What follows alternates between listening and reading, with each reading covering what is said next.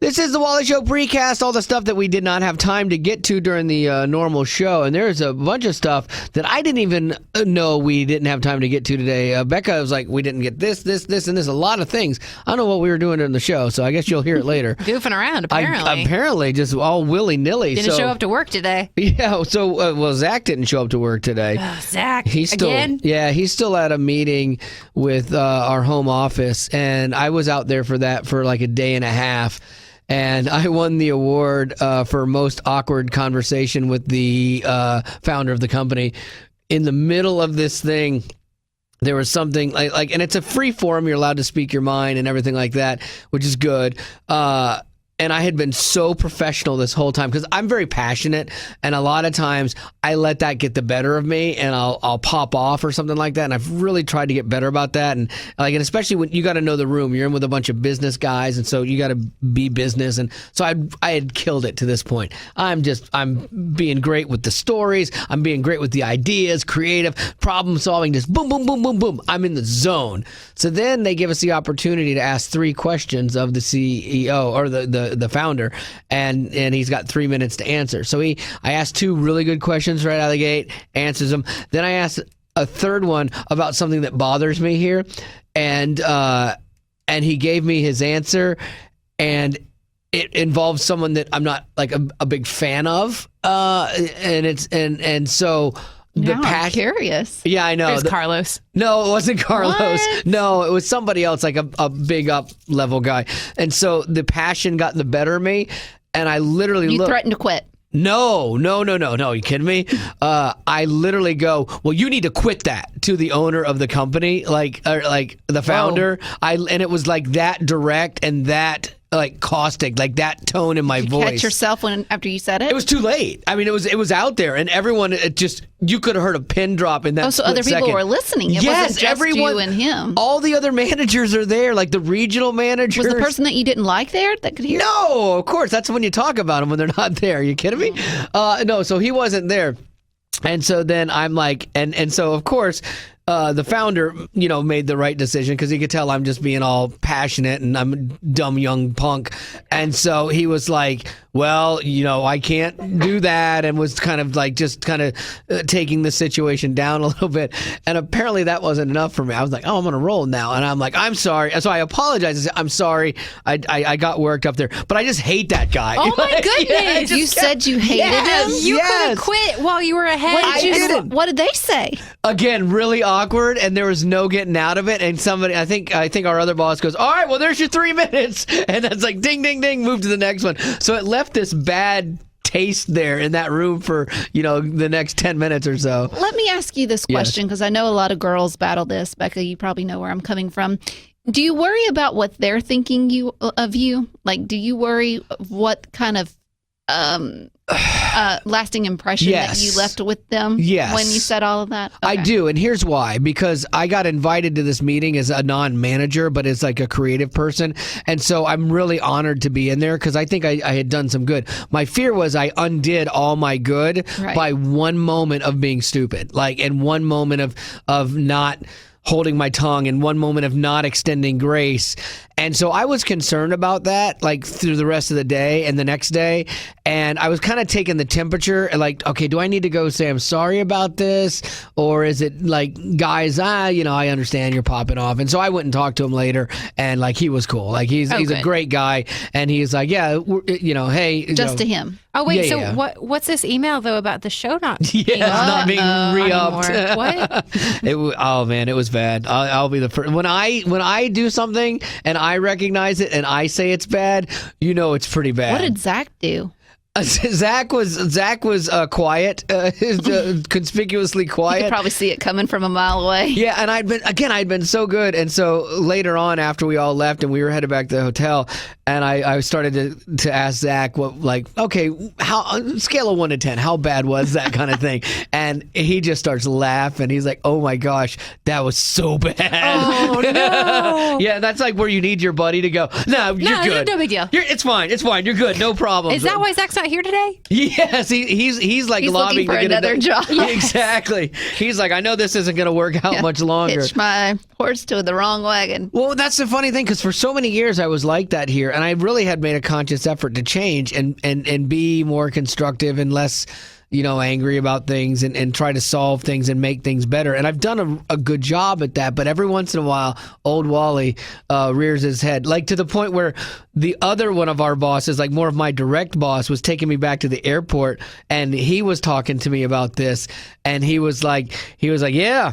Old Wally showed up there yesterday, didn't he? I'm like, yes. And he goes, it's funny because I was listening to the show and you had a rerun bit about old Wally.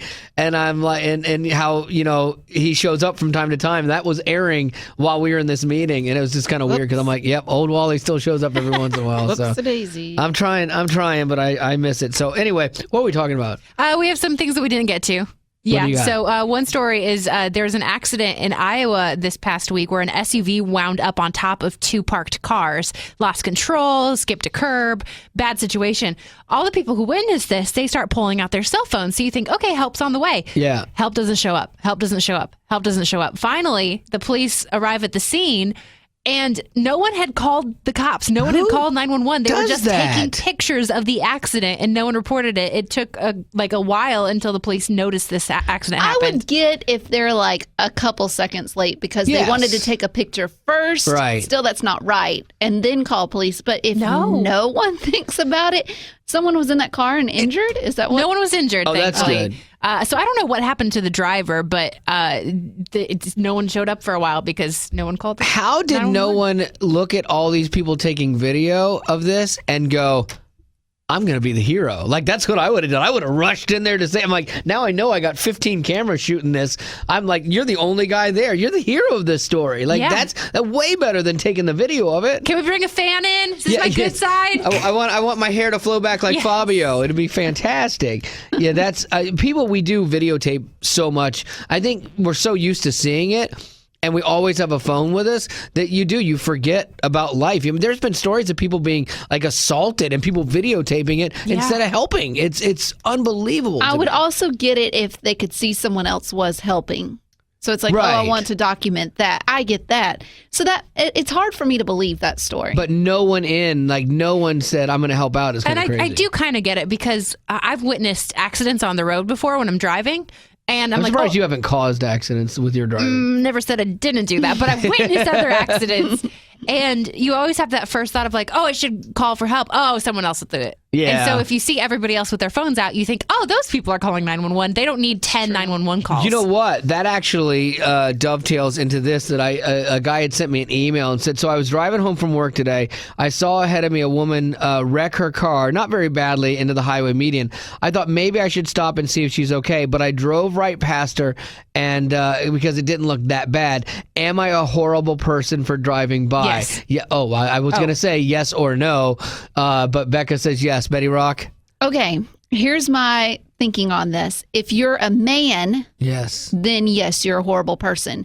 If you're a woman, that's kind of gray because you have to think of security, you have to think about safety, and so you could pull over and call someone. Now, if you could see that it was a woman that wrecked your car, stop. He should have stopped. Here's my problem on the highway because I like to help people when I can. My problem on the highway is sometimes by the time you see something and you process it and you're driving 80 and you're like, I should really stop and help out with that. I think I could make a difference. You're 2 miles past it. And like you can't get back at that point. Well, not all of us think as slowly as you do, but I do. No, I get that though. But I've pulled over before and I ended up being, a half mile down the road, and I've called 911 when I've witnessed a wreck, and I don't know what happened from there. They told me to keep driving instead of doing anything because it's more dangerous sometimes to sit on the side of the road, too. Right. That could be true, yeah. I got out of a car once to help a woman, and tell me if this would freak you out or not. Maybe this isn't. Yes. Okay. So, again, you got to wait just a second. Excuse me, ma'am.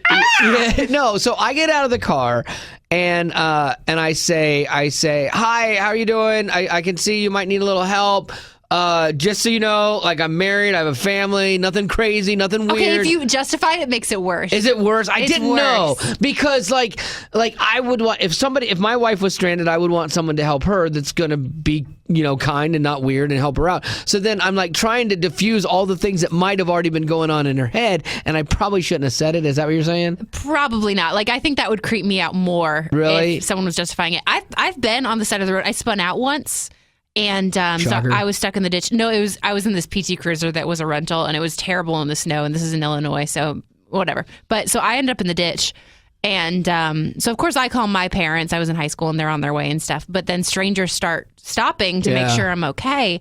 And it kind of freaked me out at first, but I realized that these were all good-hearted people that were not trying to scare me. They just wanted to help. And so I would crack my window a little bit, and the one guy ended up being an off-duty cop, and so he helped me out. And Or at least that's what he told you. Right, yeah, because then I was like, hey, I have a family. I'm not armed. I don't have a gun. I do have a pocket knife, but it's in the glove compartment. I got really oddly specific. So don't worry, because you're not going to be in my car long. oh my no, I'm goodness, just kidding. stop. No, I think it's always good to help because, like I said, you can, as a woman, you can kind of just crack the window. You don't have to get out and be like, all right, let's go get ice cream. Because 9 times out of 10, that's the problem. It's the one time out of 10 that it's not good. Most of the time it is.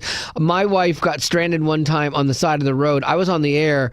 And she had called me, and I'm like, oh, man, this is not good. So I'm like, look, I go, look, my wife is stuck on the side of the road at this place, and I was on the air. I'm like, can somebody go help her that's not going to harm her? Oh, my word. That's just asking terrible. for trouble. I know, but I had people liked me. That's a bad idea. It's at the time it seemed like the only thing I could do because I couldn't get there fast enough because I was so far away where our studios were. But somebody stopped by to help her out that was like a fan of the show, so that was good. It was my mom. As I say, my wife is my mom. Oh, okay, well then it's fine. Yeah, it's fine. Maybe my wife terrible. was with her. I think my wife was with her. They were going to the airport. But it worked out. So good strategy. All right, what else you got? So there's this woman last week that showed up to her own funeral, and the story How is that possible? really bizarre. So she had gone on vacation back to her home country, and her husband hired 3 hitmen to kill her. No. Yes, while she's on her vacation. And so these guys kidnap her. What? They kind of rough her up a little bit and ended up letting her go. They didn't go through with it. They didn't kill her, Well, but good no for one them. told the husband that. And so he tells his kids and their friends she died in this tragic accident. What? And so she makes her way back to her home country, shows up, and it's her funeral. Oh, that's weird. Yeah, and so her husband immediately breaks down, admits everything, but he's been sentenced to 9 years in prison for oh my gosh. attempted murder. But how great would that be, though, if you're that lady to show, if you have to get vindication for something, doing it that way at the funeral where it's like, oh, everyone freaks out. What a great moment that is. Isn't that crazy, though? I couldn't imagine, thinking someone was dead and then having them walk in the door. That's so scary. Yeah, it's terrifying. Also horrible for her husband. And Well, he deserved it, honestly. He deserved every bit of that. Oh, no, kids. horrible that he did that. Oh, yeah. Oh, yeah, terrible for her kids. Can you imagine? And then you're like, okay, but now my dad's a horrible But then person. again, think about how great they feel that she's alive now. Because sometimes I'll do that to people. No, I don't like that this is a logic. gift. This is Yeah. bad logic. I will tell them something so horrible so that when I tell them the truth that it's not horrible, I'm like, look at your face. Look how happy I you want are right Haley now. to play this trick on you when she moves out and goes to college. I want her to do something like this to you. And so you can get a taste of your own medicine, She's that it never is moving not a good thing. I will keep her with me forever. She's not leaving. I've decided. I don't want her to move out. Really? That's not really your decision. I'm going to college with her. That's creepy. Yep. Me and Haley going to go to speaking college. of things that are creepy. It's so funny. She's getting this awesome degree that's just stupid fun. It's not even college. What is it?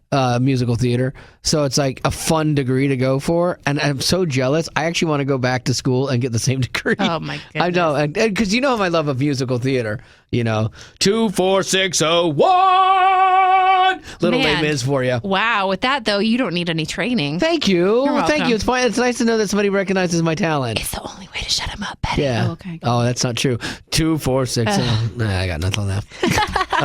So what's going to happen if she gets this degree and then she's looking for a job? Then what?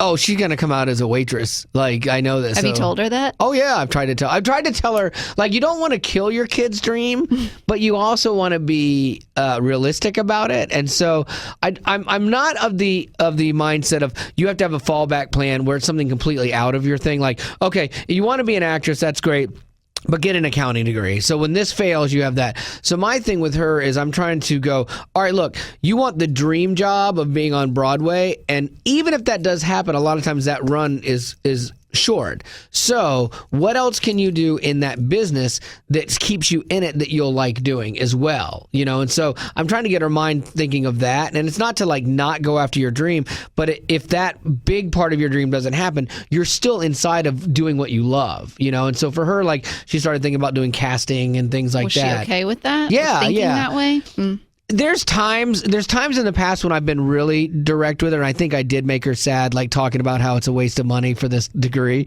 and how, like, when you come out, like, the odds are so stacked against you, and being so realistic about it. But I've always been realistic with her about everything. And so I think she's told me that like hurt her feelings and stuff. And I'm like, good, use that and be a method actress. It's a tricky thing. Like, it's tricky because I remember when I was growing up, I told my parents, I was like, oh, I want to be on the radio. I want to. You told him that as a kid? No, not as a kid. No. As an adult? Yeah. Like, once I got into high school, I was like, that's what I want to do. And my dad, he and still is in radio. And he was like, oh, you don't know what you're getting into. Oh, it's not what you think it is. But he was so supportive of it. He said, if this is something you want to do, you're not going to be pleased unless you try it. And Mom was like, oh, where can she go? What can she do? Oh, this is going to be so much fun. So in a way, it kind of helped boost my confidence to know that they were behind me and supporting me through it. And flash forward, you're living the dream. Look at me, I did it. Amazing. Not that I regret it or anything. No, not that you regret it at all. You are living your dream. Like, did you want to be, when did you, Becca, know you want to be in radio? You know, it's interesting because as a kid, I'd walk around with my little boombox with the microphone and I'd like host my own little show. And if I ever find that cassette, you know that I will bring it to you. I want you to bring that because that would be kind of awesome. But then I think that I just got in my own head and was like, that's not practical. Right. Like, so I kind of went in a different direction. But then when I was going into college and decided I really did want to full on pursue radio, my parents were really supportive of it. They had no pushback whatsoever. And I'm really shocked by that because they're very sensible people. Right. And they kind of make fun of kids who get worthless degrees. And this is a nonsense job, right, which exactly. is great. But for some reason, they were supportive. And I think that was really good because I'm the kind of person that it takes one thing to completely shut me down. Right. And if they had even pushed back a little bit, like, we're paying for your college and you're getting a radio degree, huh? Right. That's how my parents talk. I think that would have wrecked me. Yeah. And so I'm really thankful they didn't. And I think a part of that also might have been that my parents were supporting me because they knew my dad was like, don't go to college for that. If that's what you're going to do, don't go to college. So maybe they were seeing it as, oh, yeah, we don't have to pay for anything. But even to this day, they still will be like, they'll see somebody doing something. They'll be like, oh, you could do that. Oh, you could totally do that. Like, they're like my two cheerleaders. big cheerleaders telling me, oh, what, have you ever thought of this? Because you could totally do this. President of the United States, you could do that, Rock. My mom always texts me and she's like, hey, that girl that reminds me of you is on TV again. And it's some reporter that they think that, I don't know. It's been successful. I guess. That girl that did something with her life, you know the one. The one that's not in radio? Right, yeah, no. Yeah, that's why I struggle. I've changed with Haley because I've always been a cheerleader for what she does, and I've always thrown myself all in trying to help her and things like that. And I've changed my tone as far as the realism, like you say, it could shut her down, and I think it was affecting her. And so as a dad, I'm like, I want to inspire her, and you know. If she comes out and works in the business, great. And if she doesn't, I had to be okay with that as well. My parents were also of the school that they just wanted me to get my degree no matter what it was. Right. And so, and I'm not even sure I'd give my kids that same advice, but I think it worked for the time that I went to school. And it's so odd that your parents were that way because mine were the complete opposite. Mm-hmm. Like they were the ones telling me, if you seriously don't know what you want to do with your life, do not go and get a degree because we're not paying for it. And right. And that's as expensive as college is now. Yeah, right. That makes really good sense. But here's the thing, too. I was actually super, super motivated as a kid. All through, like I had my college application in the second that it could be accepted for my graduation date and all these things. I kind of had a clear picture of what I wanted to do, but I just wasn't fully there. Mm-hmm. So I think they saw that I wanted to work towards something, right? And so they wanted me to go to college. That's the thing. College isn't for everyone, right? You know, and there are certain degrees that I'm like that college would be a waste of money on, and like even Haley. I had told her, because a few of the schools she wants to go to are so stupid expensive. And I told her, I said, for that money, I would almost rather support you in New York for a couple years where you just go get an agent and go for it. Just live, eat, breathe this. And that's all you got to worry about for 2 years is that.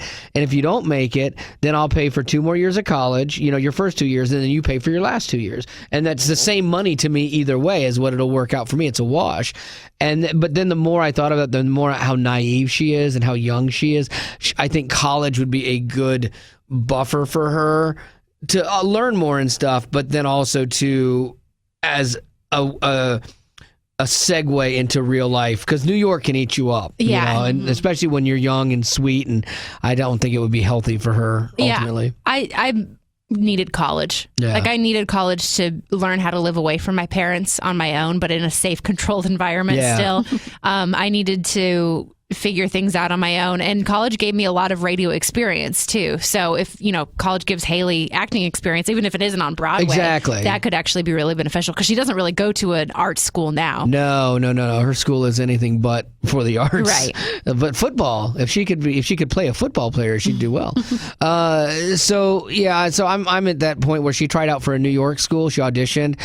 So if she gets in, I will have to be on the hook for paying for that because it's such an exclusive school that it's the odds of getting in are so small. And like you look at the resume or you look at the people that have come out of this place and they're all working, and stuff. So I'll be on the hook for that because I couldn't say no to that. I'll have to figure out how to do that. Was she able to see what other people's audition tapes looked like? No.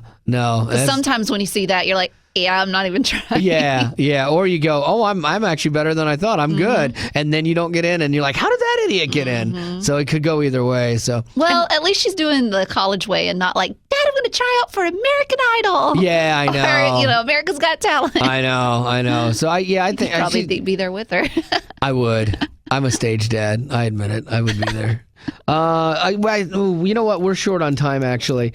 We got sidetracked there with a lot of personal stuff. I'm sorry. That's good. Okay. Well, I liked it. We had fun. I hope no one else. Potties are no like, one's listening. Please stop it. Stop talking about your lives. That's true. That is the beautiful You can do whatever thing. you want with this thing. That's the beautiful thing Go about back and listen to it again. Yes, I challenge you. All right, so that's going to do it for the precast. On with the podcast. We are gonna read some email. Even though I don't read well, I think I might be dyslexic. So please don't make fun of the way I read. Wally at allwally.com is how you can email me with whatever's on your mind, like these good people did. I'm curious, first of all, because I get emails from people all the time that are like, this is a big controversy, and they'll send me a news article and stuff. And so I don't always know if it truly is. So I'd gotten one about the Super Bowl Doritos ad. Have you heard of that, Becca? I have, about the ultrasound one, correct? Yeah, the ultrasound one where the guy's like moving a Dorito and the baby, the fetus in the mother is moving wherever he moves the Dorito to. I had gotten a email that had an article from a pro-choice group that was upset about this commercial. Have you heard that part of this? I have, and okay. I didn't understand why they were. Well, here's why, and it's crazy. This pro-choice group kicked off their controversy for saying that this was a pro-life Doritos commercial, and it was anti-choice for using the tactic of humanizing fetuses. What? Yeah, that was the reasoning. Me? Yeah, because they made this fetus appear like a baby, like a real human, and that, well, you know why they did that? Because that's what it is. Like, that's what's so crazy to me. And that should have been, I love that their take is, you humanized a fetus, this thing, because we want to throw this thing away. But a baby, especially at that age, like where it's formed, the fact that they would even say that, you're humanizing it is absolute lunacy on their part, because it is. That's the saddest thing about this. Is, when you see children like in the womb and these 3D sonograms, they're little people. Yeah. What's Doritos? Like, what's their response to all that? I think they I don't think they said anything. I think they were like, mum's the word on this, which is smart actually on their part. I think it was dumb for this pro-choice group to speak out, because they're basically saying, wait a second, you're letting them know that we've been lying to them all this time. Exactly. Yeah, that's crazy. So, okay, I just didn't know if anyone else had heard of that or if that was just a thing. And finally here, this is from Lori. She's a potty, which, by the way, you can get the podcast for free at allwally.com or in the iTunes store or Andrew, whatever they do. Hey, I just want to make you aware of something that I noticed on the show. Since you've been calling Becca Burker, you haven't been getting Betty's and Becca's name mixed up as much. Oh, I haven't noticed that. I know, because I've been all right, Burker, and so it works. Well, if it better. helps, that's great. Yeah. All right, I'm game. I know, but then I confuse people because they're like, what? They have a fifth person on the show now. But Betty, a Becca, and a Burker. Yeah, and they're like, boy, I miss that Becca girl, All right, so there you go. If you want to email me, it's so simple. Wally. It's not. I guess it's not that easy. Not that easy. I thought it was easier you. than it was. So thank you, Burker. Wally at allwally.com is how you can do that. This is the Wally Show, and recently I got to go to what we call our programming summit here at Way FM, where we talk about the future and things that we want to do and accomplish, and how we want to be, a better ministry for people, and the ways that we want to reach out, and kind of a brainstorming session and problem solving, and I loved being invited to this, because it's usually like all the managers and things like that, and so I was very thankful to get a seat at the table. And one of the cool things, though, and one of the things I love about this place and one of our bosses, Farron, because Farron has like this heart for people. He's like one of the guys I trust implicitly, and he's just a good man. Do you want me to send this break to him? Please, yeah, get this to Farron. I'll do it. Definitely, thank you. But I love the fact that one of the things that they do at home office is, because we have a prayer wall and places where people are, submitting prayer requests and stuff, and they pray for these people, like in their meetings and stuff when they come in. And I absolutely love that. But we're doing this meeting, and to kick off the whole meeting and the whole week, he was like, look, you each have a card there, and I want you to read a little bit of the story from this person and, pray for them, and then write them a little note. And I was like, I absolutely love this. And I'm like, this is kind of what I do every day in my email, but it was cool. And it was cool to see all these managers and people, all these guys, basically writing notes to these people and praying for them. Like I had Andrew and Carrie, and sadly each of them had a similar life story, and it surrounded divorce and, and kind of struggling through that. And it was just cool to be able to write them a note, and I know it didn't solve their problems. It didn't instantly like, oh, divorce is over, we're back together, but I think there's something cool about being able to tell somebody, hey, I know you're in the middle of a mess right now, but I just wanted you to know that maybe if you couldn't find your way to pray about it today, you were lifted up in prayer, and that somebody was thinking of you and took your need to God today, And there is something about that when you're in a really, really tough time. Like that little bit goes a really long way when you just hear that someone's thinking about you and praying for you. That's huge. That's why, like, just in my life, I'm trying to be more intentional, and I'm trying to think about, like, my focus in my day instead of being on me is what I'm really trying to get off of, because I kind of love me. But I'm trying. You're the only one. I know, exactly. But I'm trying to get into that thing of like that mindset of how can I be a blessing to somebody, even if it's one person? Because I think if you do that, for one person, it gets addictive, and you're like, I did something cool for someone I didn't even know today, and I just, in the smallest little way, got to be a blessing to them and make their day a little bit better. And I think you'll find that will become a life pattern for you, where you'll seek that out and want to do that for people. And so it was a good like shift, like a mental shift for me as well. But I think it was kind of an honor to pray for these people, and I love the fact that is the basis of what we're built on here, and that it's more than just doing funny stuff on the radio. Facts and opinion.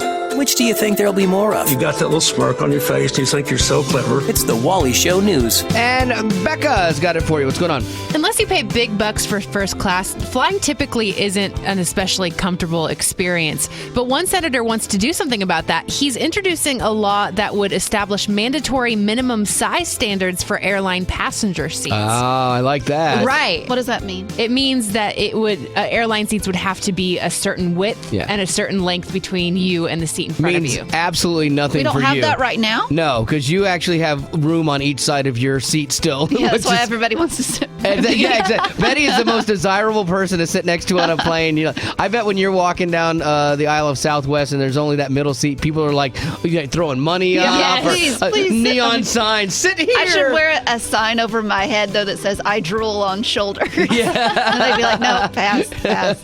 And it's crazy how much the average seat has shrunk over the years. The width of the seat has dropped 2 inches. Really? And the space between you and the seat in front of you is down about 4 inches. Wow. Meanwhile, Americans are getting bigger. Yeah, so that could be problematic, actually, if this stuff is getting smaller and people are getting bigger. I mean, I know we should be getting smaller. But... Right, but that's not happening. And the concern really isn't a comfort thing. It's more of a safety thing, since evacuation processes haven't really been tested with the shrinking seats. And so the theory is, if you have smaller seats, it's harder to get out of the row. Means it's less safe in an evacuation. Yeah, I've always wondered about that. Like, in a moment of panic, it's hard enough to get people on a plane when they're just lazy, right? And they're taking their time and stuff. Like, I can't even imagine how crowded and the anarchy of that situation would be terrifying.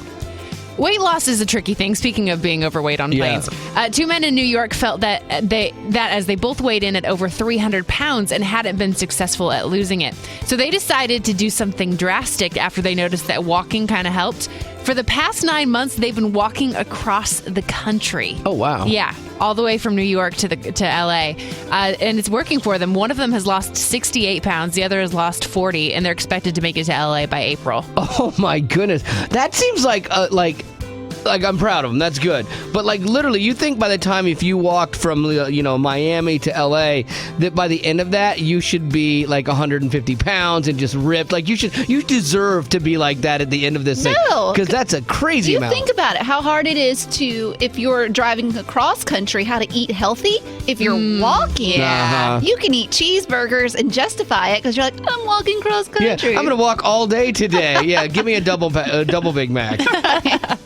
And finally, this is either an elaborate stunt or the world's luckiest person. A 60-year-old woman was shopping on the top floor of a department store when she lost her balance near the escalator and fell over the edge, dropped 60 feet, which could have been fatal, but thankfully there was a display mattress right below her, and she landed on it. Oh, that's perfect. Stuck the landing. Right.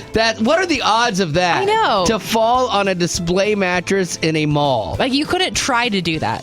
Please don't try to do that. No, but that is kind of awesome. Disclaimer. Sad that you have to do that. You have to make a disclaimer for that. All right, well, there you go. That is your news for this hour. Thank you, Miss Berger. This is the Wally Show, and I came across this little thing of something you could do for Valentine's Day that is really amazing. If you don't want to spend a bunch of money and you want to tell your wife that you just don't love her that much, you could make roses out of Doritos. Seriously? Doritos put out a thing where it gave you a tutorial on how to make a bouquet of roses out of the Doritos there. But if you have a Doritos lover, it could be the best Valentine's gift ever. 100%. That's where you got to consider the situation. So you're absolutely right about that. But I would not recommend doing this if you were a guy. I wouldn't. I mean, a handmade gift is a good thing. 100% a good thing. I think women like that because they like the time it took to make something, correct? Oh, yeah. I would be all over a handmade gift. Our first Valentine's Day together, I made Joey a mix CD, and I put all this time into it and picked out all these songs. Nice. And he got me a diamond ring, which was great. Yeah, but I would have equally appreciated something that he'd spent time on and put thought into as well. That was so nice. Then he can take the diamond ring back? Yes, she returned it, right? Yeah, exactly. See? So here's the thing. I would like for the ladies that listen to help out the guys here, because Valentine's Day is a little tricky for us.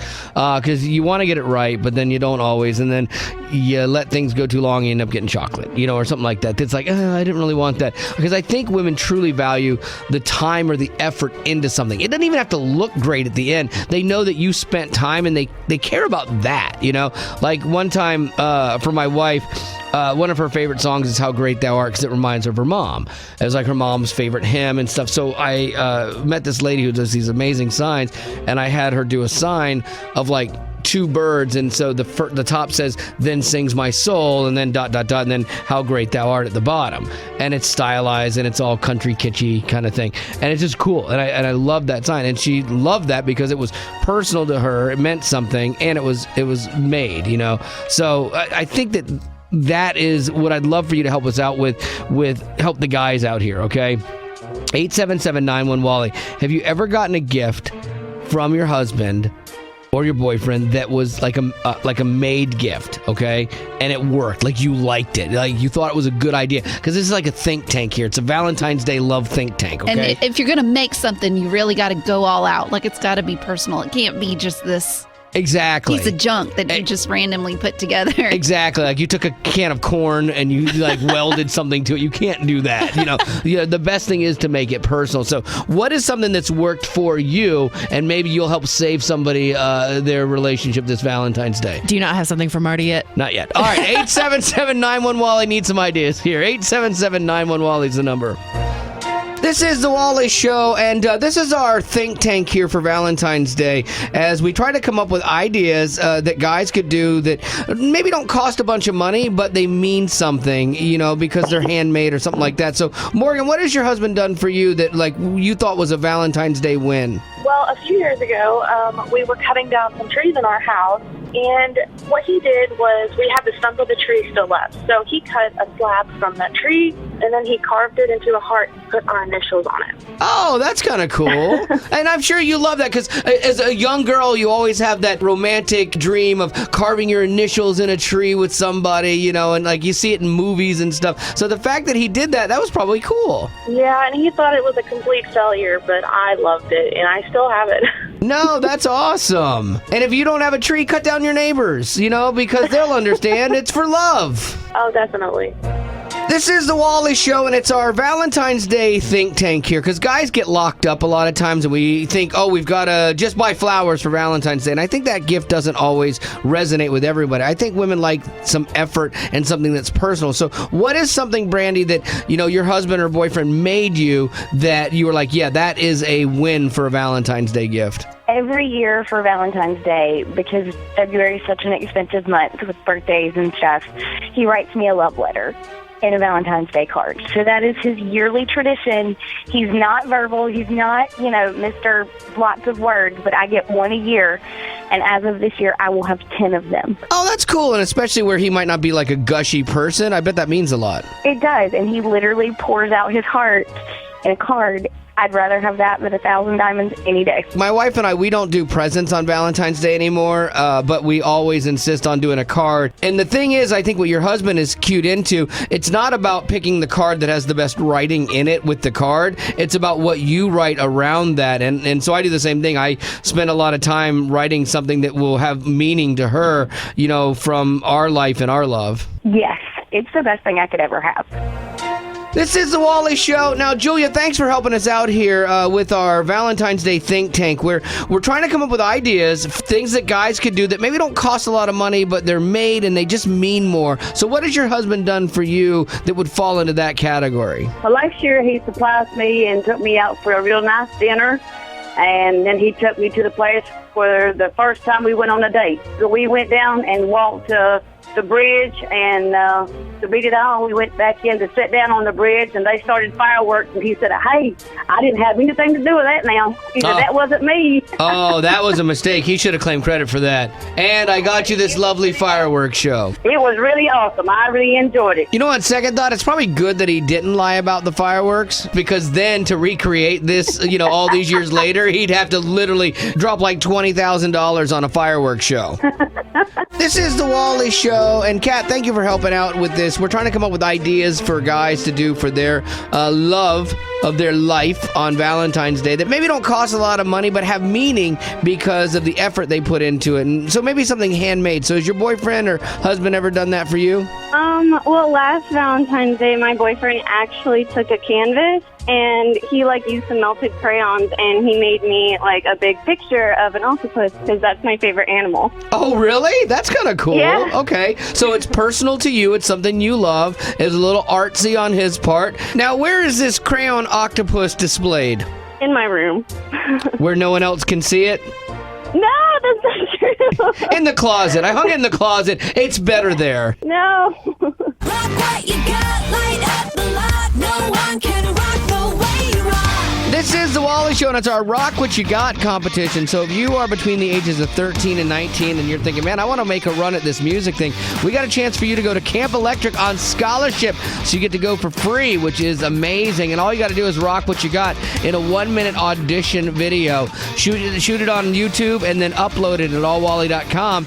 And who knows, you could be the big winner. We're going to pick some finalists, and then we're going to have people vote on it American Idol style and decide who wins the ultimate prize. So you can get in right now, allwally.com, but don't wait because we are going to close the entries down this Sunday at midnight. That's all you have is that amount of time. So hopefully you will get your entry in there. And if you're a parent and you're hearing this and your kid plays or sings, drums, bass, guitar, keyboards, violin, strings, whatever, tell them about this because I think you'll inspire them too. At least if you're like, hey, you should enter this because I think you're good. Who knows? That little bit of encouragement from you could be just what they need. And if you are like, hey, I love Camp Electric. I've wanted to send my kid there for years. Right now at allwally.com, if you use the promo code Wally, you can save $100, which is great. And I cannot say enough about this camp. My daughter goes every year, and it's the one that she looks most forward to. So, Becca, you pulled an entry for us here, a little audio, right? I sure did. This is Taylor, and he's playing some electric guitar. That's what he wanted to go to Camp Electric for, is to hone in on his electric guitar skills. And he uploaded an original song for us. Oh, no way. Yeah. Okay, let's hear that.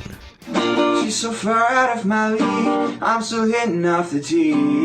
She's a home run.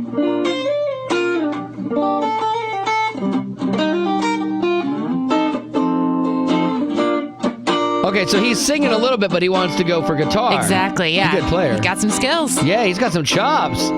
Nicely done. So, you know what? That's all it takes, man. A minute of you uploading a YouTube video, and you could be our Rock What You Got winner. And this isn't anything fancy. This is just Taylor in his room with probably just his iPhone filming this thing. So that's all it needs to be. Easy to do. Doesn't have to be a video. You don't need your parents to go produce a video and spend lots of money like Rebecca Black and do a Friday song, although that would be kind of cool. But you don't have to do that. It can be down and dirty, and that's okay. So get your entry in right now. Again, it closes on Sunday. Just go to allwally.com and rock what you got with us, and who knows, you could be our big winner and go to Camp Electric this year.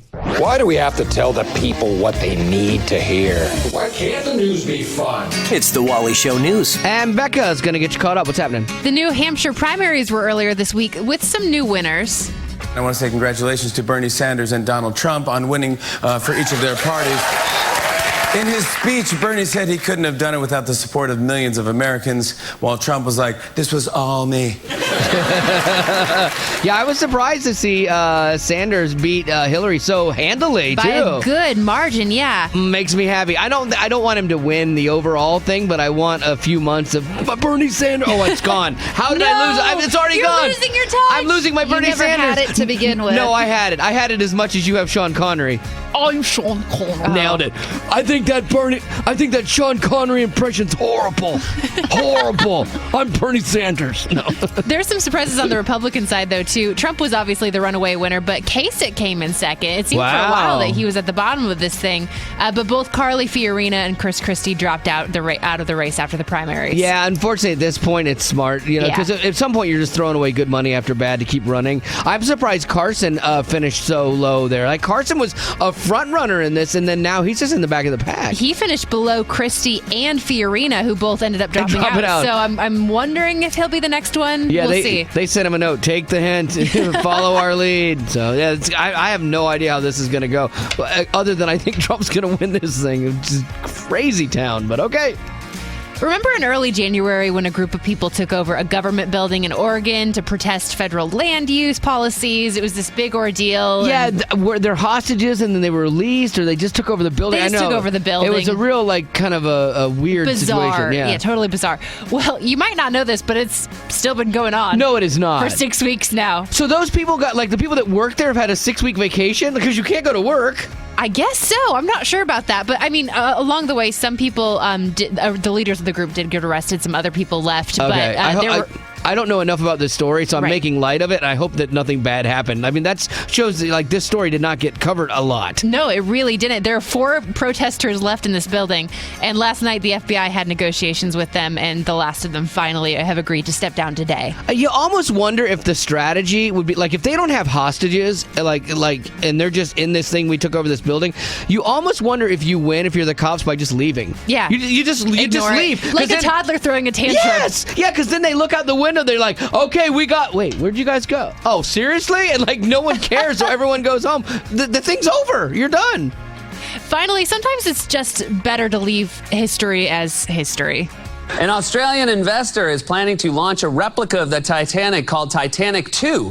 What could probably go wrong? Yeah, I'm not a very superstitious person, but I do believe that there's a sense of irony in the world, and not good. They did have the disclaimer that the only difference between this ship and the original is that this one would have enough lifeboats. Oh, really? Oh, that still does not make you feel better. No, not so much. Not a great plan. Anything you can do, I can do better. I can do anything better than you. This is the Wally Show with boys versus girls, where we're going to take each other on, the guys and girls here on the show, and if your gender wins, you can call to win a prize at the end of this. Now, Zach is not here, and typically when Zach is... See, here we go. What? Here we go. What? I knew this was going to happen. What's going to happen? Because when Zach's not here, we can't win. We can't win whether we win or we lose. Really?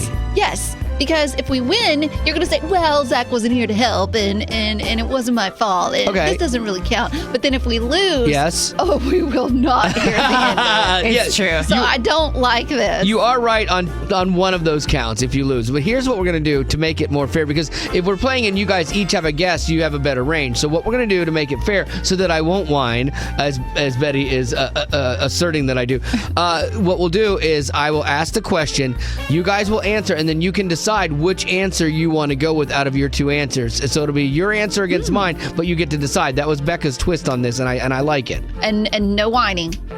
I can't promise that. Come on, you know me. It's inherent in me. Minimal whining. Minimal whining I can agree to. You can't use Zach as an excuse. I can't agree to that either, but minimal whining I can do. All right, so here we go. Question number 1. How many people attended the final baseball game at the original Yankee Stadium? I did not even know that they had moved, so I don't know anything about this. So how many people attended the final game at the original Yankee Stadium? So you got to think. And this is right in Becca's wheelhouse because she is a baseball fan. She knows more about baseball than I would ever know. The one thing I'm terrible at is estimating numbers and crowds. Okay. How much does a normal stadium? You can't discuss that. You have to answer your answer and then decide from there. We can't do that. Not whining, just playing fair here. Okay, so Betty Rock, got your answer? Yes. Okay, what is your answer, Betty Rock? Wait, we get to say it out loud? Yeah, and then okay. I said 250,000. Oh, we're going to go with mine. Dang it.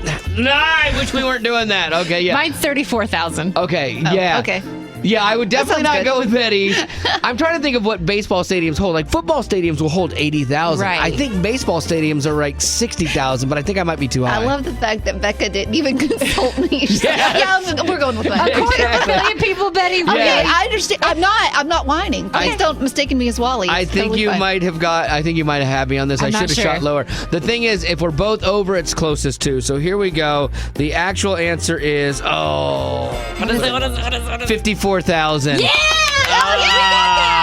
So, all right, so the girls are in the lead, but in my defense, Zach isn't here. No. All right, girls up 1-0. So it's looking good for the girls so far, but I'm still in this thing, and we'll find out who's going to win and who can play our game within 15 right here on The Wally Show. Anything you can do, I can do better. I can do anything better than you. This is the culmination of boys versus girls on The Wally Show. Right now, the girls are leading 1-0. I am taking on both of them, but they only get one answer between them because I usually lose when Zach is gone, when I take on the girls. So we kind of made it a little more fair here. But remember, you're going to get a question, and if your gender wins, you'll get to play the game.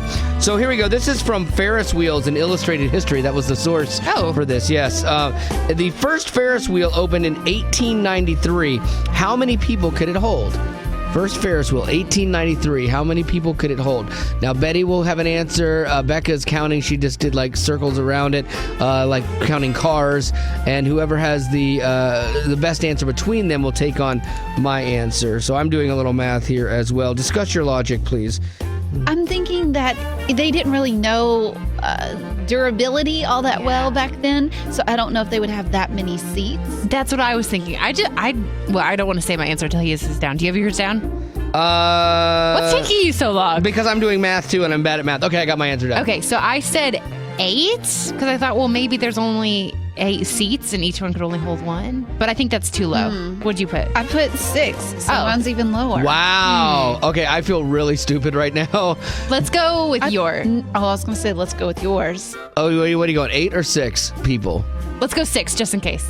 Oh, to shoot low. Oh, okay. Well, you're probably going to win this one. I have 500. Whoa! Because are you serious? I saw a thing, because I saw a thing back in the day on Ferris wheels, like it was like a World's Fair, and it was a giant Ferris wheel. And I thought it had like 50, kind of like the Eye of London. Oh, okay. I thought it was like that, but I don't know what year that was from. And so I thought it might have been like this big thing. But there's no way I'm hosed. I mean, there's no way I'm going to win this one. So let me see.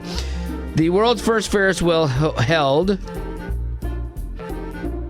Oh my goodness. How many? What? You are not going to believe How this. many? She's like, it was 8, got right? it right. Yeah, no. 2,160 people. No. Oh, yes. That is crazy. It says the Ferris wheel had 36 cars that could each carry up to 60 people. That's not safe.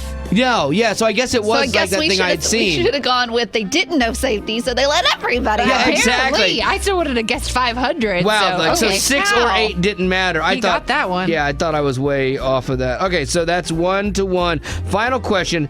In US dollars, how much did Luke Skywalker's lightsaber sell for at auction in 2008? Oh. Becca is a Star Wars fan. But that doesn't mean anything. Right in her wheelhouse. So how much did Luke Skywalker's lightsaber sell for?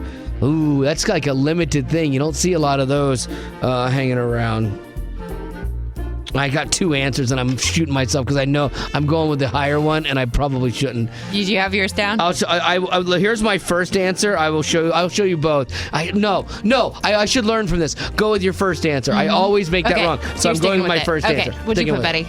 250,000. I said 2.8 million. Oh, whoa! Wow! But now I feel like maybe that's way too high. I'm really hoping you guys are both way over. My guess that I was gonna go with was 75,000. Oh wait, what are you going What are we with? gonna go with? 2.8 million. Let's go with yours. Yeah, that's okay, we're gonna really go with Betty's. high. We're gonna go with Betty's. Wait, 200. what did you say? I was gonna go with 75,000 originally, and then my first guess was 34,000. So that's what I said I would go with. 34,000. 34,000. Because it's one of those things you think it's gonna be $1 million item, but then sometimes at auction they don't go for that. Yeah. Okay. So what is it? Okay. Well, the actual answer is I'm getting a little nervous myself. The actual answer is. What'd you say, Betty Rock? 250. 250,000. Betty Rock is over. No. 240,000. No, my word. So my 34,000 wins it.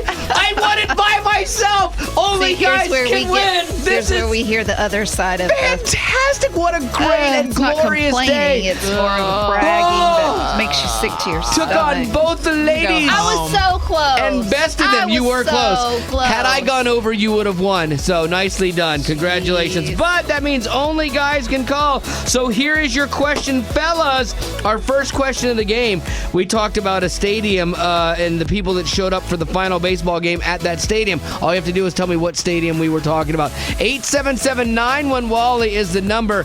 I wish I had more time to gloat, but I'm running out of time. But you guys were amazing. You guys did a really great job. 877-91-WALLY. You guys are awesome. And whatever. Okay, took 2 of you and it didn't work. Stop Wally it. won. Just Guys stop. call. 877-91-WALLY is the number. Anything you can do, I can do better. I can do anything better than you. This is the Wally Show, and it's the boys versus girls game where now we have done battle head-to-head, the ladies versus the guys, and now because the guys won, that means that only guys can call to win the game. So, Nathan, now it's your turn. You can win a prize right here because I've already beaten the girls. Quick, another question. How many guys does it take to best the two ladies in Boys versus Girls? Apparently one. Apparently one. That's right. One Wally. That's all it takes to win this thing. Not even Zach needed today to win this thing. So your question is, we talked about a stadium where 54,000 people showed up for the final baseball game. What stadium was it? I don't remember. I'm just kidding. It's Yankee Stadium. Woo! Yankee Stadium! The guys with the almost clean sweep today. Don't even. You are the big winner today, and I mean, really, you're a winner just because of your genetic code. No. This is all based on guessing. This has nothing to do with who's actually better. If you had won, Unless we win, then it's totally different. You would feel completely differently about that. Well, congratulations, Nathan. You're the big winner today. Woohoo! Thank you. This is the Wally Show, and to make your life better, we do a little thing called the scoop, where each of us have the scoop on something different. Like for me, today I have the scoop on eating less pizza. Oh. Yeah, because if you're trying to lose weight or something, pizza is one of those just deadly sins. And it's impossible to eat just one piece. That's a scientific fact. I know, exactly. I feel the same way. And so, like, you got to cut down on the pizza when you're trying to lose weight. So here's the scoop on trying to eat less pizza. Scientists have figured out that if you put the pizza that you're going to eat on the biggest table you have, and you cut it into smaller slices, like 16 slices instead of 12, you'll eat less pizza because the table is so big that the slices don't look tiny. But if you put the same pizza cut into those 16 slices on a smaller table, the pieces look really small and you'll eat more. You have to mess with your own mind. You do. You're tricking yourself. That's what dieting is all about. Very true. It's about tricking yourself into not eating what you want to eat. So if you're trying to lose a little bit of weight and pizza is your vice, there you go. That's the scoop on how to avoid that. Betty Rock, let's go to you next. Mine is made go for girls more than it would boys, but it's about minimizing your closet. Oh, okay. So at the beginning of the year, let's say maybe at the beginning of the month, you need to take all of your clothes in your closet and turn the hangers around. Not how you usually do. You know how you put the hook in? Yes. Put it backwards. Okay. Okay. So then when you wear a piece of clothing, you take that hanger and you turn it the right way around. Towards the end of the year, whatever hanger is still backwards, take that piece of clothing and give it away. Because you haven't used it. That is a great idea. I like that because we all have stuff in our closet that we haven't worn in a long time. But you can't keep track. And you're like, I might need this. But you never really need it. But if it's been a year, that's pretty. That's a good scoop. That could go for shoes too. Turn them backwards, and once you wear them, then turn them around. Yeah, but make sure you turn them around before you put your feet in them, and you don't wear them backwards. So there you go. There's another scoop. Bonus scoop for you today. Scoop. All right, Burker, your scoop. Mine is kind of random, but I have a reasoning behind it. It's the scoop on doll hair care. What? Yes. So how is this a problem? If you have daughters, you know that their doll's hair gets crazy out of control, and pretty soon it looks like Frankenstein. Yes. I actually have, I'm getting the American Girl doll from my childhood from my parents' house. Oh, no way. And her hair's crazy, and I want to get it back to the way it used to be. So the way you do that is you take 2 tablespoons of fabric softener and then add a bunch of water to it in a spray bottle, and it's like doll hair detangler. No way. Yes, it is. And really? so if you have like a box full of dolls that are your daughters and it's just a crazy mess, you can do that, and it'll be back to normal, and they'll think it's a brand new doll. Like, especially one from your childhood that's like old now, like the one that you want to get. And so, it brings back those memories. And you could do that for your daughter or something. If she's got some janky old dolls, you could fix them. Freshen them up. Well, there you go. That is a very successful scoop today. And so whether you're eating pizza or getting rid of your closet or detangling doll hair, if those 3 things are happening for you today, you just hit the trifecta. Yeah, you just hit the trifecta there. These are the least important stories out of Hollywood, but nonetheless entertaining. It's the least of these. And Betty Rock has got it for you. What's happening? The Grammys are this Sunday, but you may want to pop a Dramamine before viewing them. Why? What? Well, they're trying a new camera stunt that they'll be introducing Sunday night.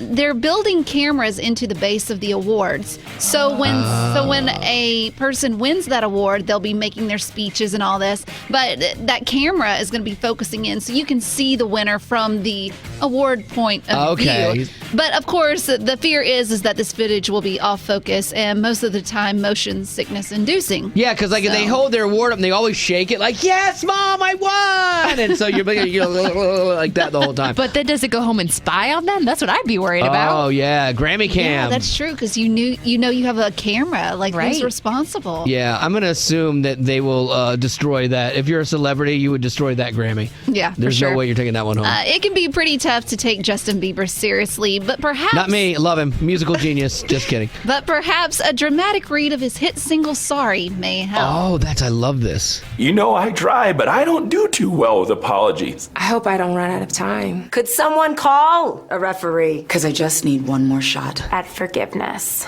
I know. You know. That I made those mistakes maybe once or twice. And by once or twice, I mean... Maybe a couple hundred times. Is it too late now to say sorry? Yeah, I know. I like that's like different celebrities reading his could you Justin name Bieber. some of them? I got John Krasinski from The Office. I could pick up his voice. I think he was the first one.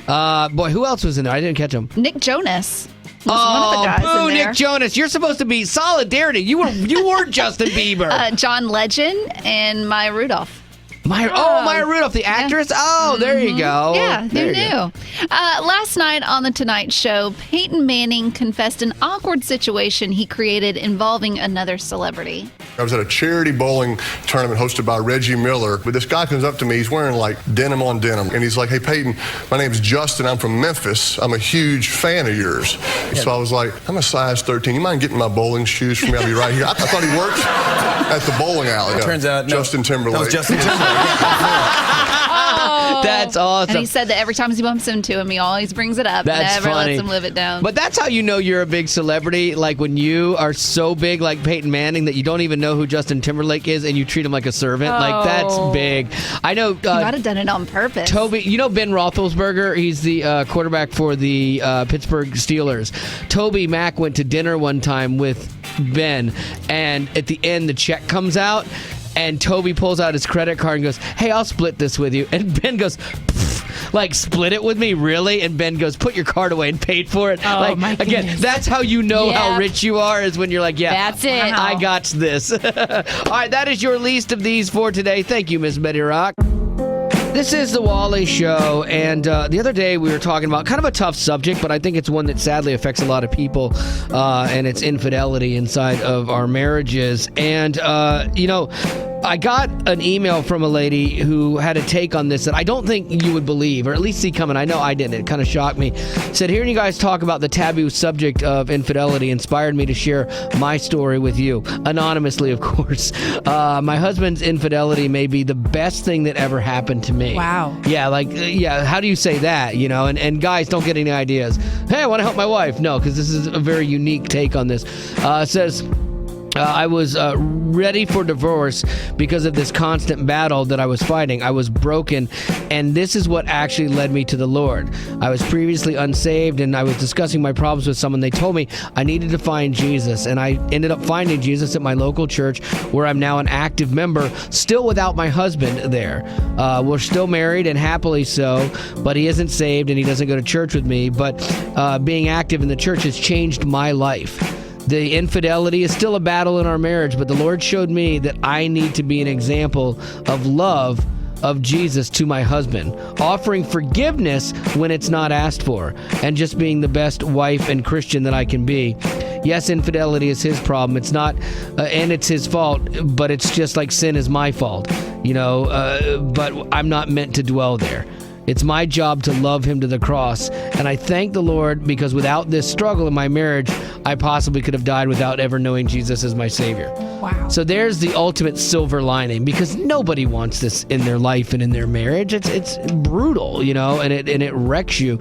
But to be able to see sometimes there can be purpose in pain. I don't believe God causes people to cheat on their spouse so that they can find him. I don't believe that, because that's against what God values. But I do believe that in the midst of that mess, that's what God does the best, and that's meet us there and pull us from that if we seek him. And so what an amazing silver lining she ended up finding. And it'll be interesting too to see what change that causes in her husband's life as well. Yeah. Like that's a story that's not done being written yet. The thing I'm learning too is, and she really hit on this here, is so many times we pray, when we have somebody in our life that we don't like what they're doing or whatever, and we're like, God, change them, just change them. And I think really the older I get and the more I see this, I think the prayer is, God, change how I love them. Because if you change how you love them, you'll interact with them differently, you'll see them differently, and a lot of times that ultimately will end up changing them. And even if it doesn't change them, there's a change that happens inside of you and your relationship with God, and that's still a win as well. This is the Wally Show. What's up? Hey, I was just listening to the show, and I heard, I was listening the other day when you were talking about the infidelity, and the lady that sent the email in that Wally just read is totally correct. It's her husband's problem.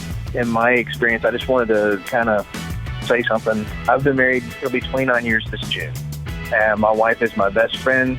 She is my world. But I cheated on her earlier in our marriage. And one thing that I came to realize, someone who does not want to change, does not want to be that person anymore, isn't going to change. And I sat through a lot of counseling sessions with Christian counselors. I sat with pastors. We went to marriage classes in church. We went to seminars, and it was great. And as long as I was in that room behind those closed doors, man, I was the perfect husband. It took me deciding, I don't want to be this person anymore. This is not the character that I want to portray. Yeah, it definitely is one of those things. It's almost like an addict. Until they're ready to become something new, it's never going to take. You can alter the behavior for a little bit, but until you have your life changed from the inside out, and like you said, decide to be a different person, you're going to fall back into those same traps, and it's not going to ever be restored. So I'm glad to hear a success story inside of this, because we see all the broken ones, and it's cool to see one that, God did restore and redeem, and I think that gives hope to other people that might be in that same situation. This is the Wally Show, and we're going to do a little thing called Hot Seat here, where we have questions for each of us on the show, and we're going to put them in the hot seat, but we're going to try to guess what they are going to answer to this question. Like, for example, who wants to be in the hot seat Betty first? does. Betty does. Okay, Yay! I heard that. What? I heard that you did. Yeah, you got to be faster on this, Rock. All right, so Betty's in the hot seat first. If you had to spend the rest of your life in one place, where would it be? Okay, so you think of your answer, and we're going to try to guess what we think you're going to say.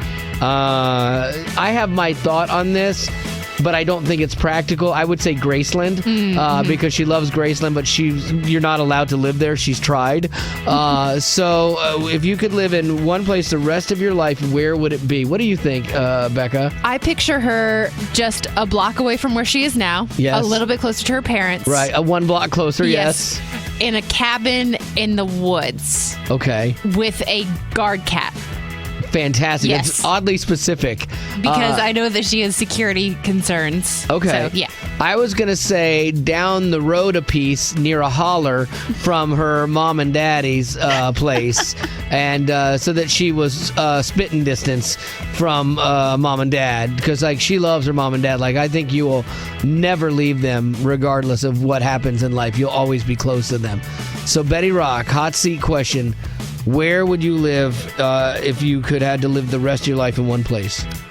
I think I'm going to give that point to Becca. She is Really? Yes, she's got, right on the dot. Where a is it? cabin, for Okay. sure. Really? Close to my parents. Yeah. You forgot the flannel-wearing, beard-wearing guy. Right. But, the lumberjack, sorry. Right. Yes, but people are used to the single thing. Yeah. Lumberjack sold separately. We couldn't do that, but Can't promise that. But that is yes, please. Interesting. Okay. Well, pretty please. I'm pretty pleased. Yes. All right. So here's Becca's turn in the hot seat. At what age did you have your first boyfriend? So what do you think about that one for her there, Betty? Boy, you just laughed. Well, because she's always had boyfriends. Yeah, unfortunately. She's dated since she was like 8. Opposite of me. But to my detriment, I was boy crazy. It probably... Yeah. Okay, don't give her too much. Don't give her too much. Can I guess? Yeah, you go first. I'm going to say 7. Because because she seems like she would be awakened to this boy craziness at a very young age. 5? 5? What are you talking about? 5, I'm saying 5 is too young. Yes, it's too young. 6, perhaps. 7 is what I'm going with. Oh my goodness! I Now, think she was a baby. my initial gut reaction was 8, but then I'm thinking about like actual boyfriend, not like just crush in 3rd grade where you don't, really know what that means. So I am going to say, how old are you in 6th grade? 12. 12. I'm going with 12. So actual first boyfriend. Well, Wally was closest. Oh, I yay! was 14. Oh, it wow. took until then. I always had the huge crushes on the boys, and then I'd let them know, and they'd be like, "Okay, You're too good tall." for you." Yeah, exactly. I was always too much taller than they were. So 14. 14. Do you remember his name? Yes, David Love. What a perfect name for a first boyfriend. Not a perfect guy. Where's he now? I have no idea, but he was not a good guy. Let's just say that. Wherever he is, he's making some woman very happy, and you missed out because Nope. you should have definitely Nope. married David Love. All right, well, that's enough of these two. I guess we'll put me in the hot seat next. Oh, yes, we will. Yay! So we'll do that within 15 right here on The Wally Show. Oh, who's in the hot seat now? This is The Wally Show, a little thing we like to call hot seat, where one of us gets questions asked of us that we probably don't want asked, and we have to guess what the person is going to answer. So Betty and Becca have been in the hot seat, which means, of course, now it is my turn to be in the hot seat. So do you have a question there, Berger? I do, and I'm a little nervous to find out the answer. It's, what is the longest you have ever gone without taking a shower? That's a great question. Yeah. Betty Rock looks a little repulsed right now.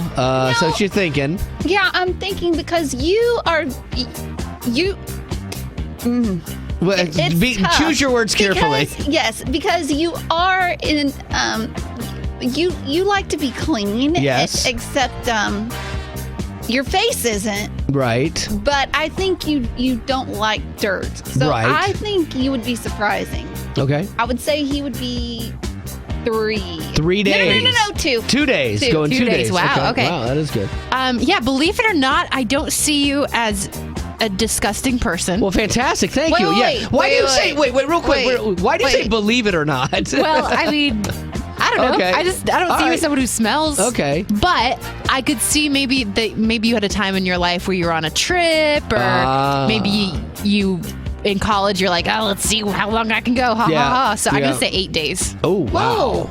Too Wow. long. Ew. Okay, I gotta go Ooh. 6 days. I'll go 6 days. Ooh is right. All right, one of you is very close. I do travel a lot, and so like when I go with blood water trips and things like that, sometimes showers are not an option, and you find that you have gone a couple days without a shower, but then usually you get one before you get to travel back home. So the actual answer, and sadly it actually has nothing to do with blood water, is 5 days, and I was not on a trip. I was why at did you home. even? One day, I was on vacation. I was doing like a staycation, and one day just kind of seemed to bleed into the next. And like I was building furniture, and I was working. What, you were sweating? Yes. Oh, It was- I take it back. I do see you as a disgusting person. Yeah, and I just before I knew it, it was like 5 days, and I'm like, oh. How do you get to that point? I don't know. I'm a guy. I guess we don't really think about that stuff sometimes. But yeah, I wish. You know what? I take that back. It was on a blood water trip where I was doing humanitarian efforts. No, I'm just a disgusting person. All right, well, that's it for the hot seat. We're done with that. Well, that's it for the podcast today. As always, thank you so much for being a potty. Zach will be back with us, but I don't know if he'll be back with us for the podcast tomorrow. He's not going to be on the show because he flies in back late from that whole thing that you heard about in the podcast where they're trying to determine my fate, probably, and he's selling me out. I didn't think he was coming back. He's there's a friend of ours from work that's leaving, and so he's coming back that's for the right. party. That's right. But shouldn't that be the same rule as school? Remember, did you guys have this rule at school when you were a kid? You have to go to school to go to the party. Yes, Yeah. exactly. Like your parents are like, if you want to do something fun after school, you have to go to school. Even if you don't feel good, you can't. So he should not be allowed to come up for the party without coming to work. Right? Right. Thank you. That's you. think. That's me. That's Becca. I don't know. Really? I'm working on taking over his job, so if he doesn't come in tomorrow, That is for the true. show. You're even sitting in his seat. She did come in today. I was like, all right, so here we go. We don't have Zach today, and she's like, who? I'm like, Zach, and she's like, not ringing a bell. And I said, I am Zach. yes, she's You gunning need to for laugh his job. more at everything he says. Is that a good Zach laugh? That's not bad. But the good news is it just all flows up because if she takes Zach, then you take her position, Rock, and before you know it, You're Big things surrounded happen. by, it's just a bunch of girls in Oh here. my gosh. Oh, Zach would argue that it already is. That's what I was getting to. All right, that's going to do it for the podcast. Again, thank you for listening to this nonsense.